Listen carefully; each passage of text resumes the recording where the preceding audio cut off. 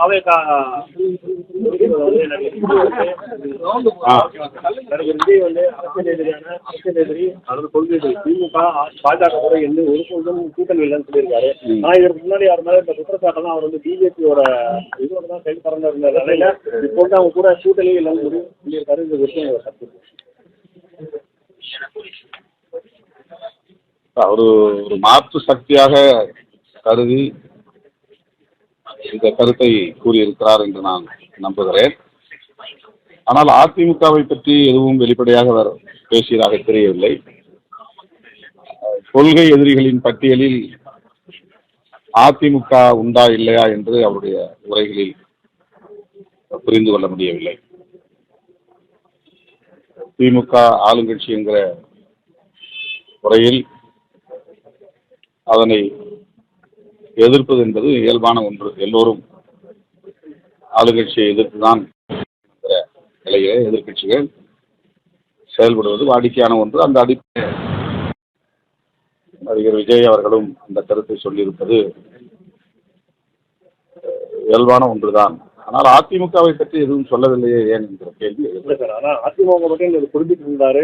நாங்கள் வந்து திமுக மாதிரியும் அதிமுக மாதிரியும் நேரடியாகவும் மறைமுகமாகவும் பாஜகவோட தொடர்பு வச்சுக்க மாட்டோம்னு சொல்லியிருக்காரு. ஸோ அதிமுக இந்த குறிப்பிட்ட சொல்லியிருந்தார். அதனால் விஷயத்தில் கேட்கும்போது இல்லை, கொள்கை எதிரிகளாக திமுகவையும் பாஜகவையும் தான் அவர் வெளிப்படையாக பேசியிருக்கிறார். அதிமுகவை விமர்சித்திருக்கிறார். ஆனால் அதிமுகவும் எங்களுக்கு கொள்கை எதிரிகள் தான், எதிரி பட்டியலில் தான் இடம்பெற்றுள்ளது என்ற கருத்தை சொன்னதாக தெரியவில்லை. எப்படியோ அவர் ஒரு மாற்று சக்தியாக கருதி இந்த கருத்தை சொல்லியிருக்கிறார், அவ்வளவுதான். கடைசி சார், இந்த பரந்தூர் விமான நிலைய விஷயத்துல வந்து பாத்தீங்கன்னா பொதுமக்களை வந்து முதல்வர் சந்திக்கல, அவங்க பிரச்சனை இது பண்ணணும், இல்லாட்டி என்னோட தலைமையில சட்டமன்றம் நோக்கி அவர் வந்து அழைக்கப்படும் சொல்லி விஜய் தெரிவிக்கிறாரு.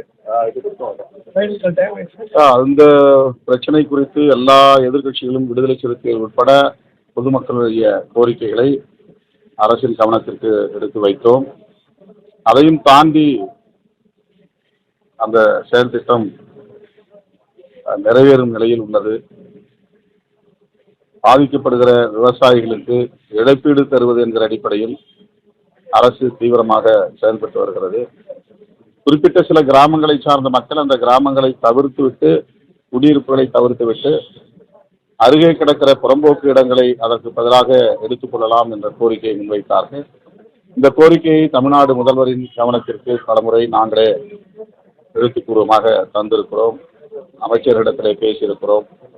ஆனாலும் இழப்பீடு தருவதில் ஆர்வம் காட்டுகிறது. இந்த நிலையில விஜய் அவர்கள் சொல்லியிருக்கிற கருத்து, அவருடைய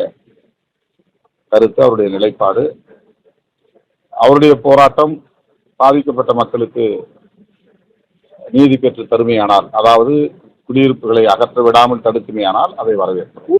பிளே ஸ்டோர் மற்றும் ஆப் ஸ்டோரில் இருந்து பாலிமர் செயலியை QR கோடு மூலம் பதிவிறக்கம் செய்யுங்கள். செய்திகளை உடனுக்குடன் பெறுங்கள்.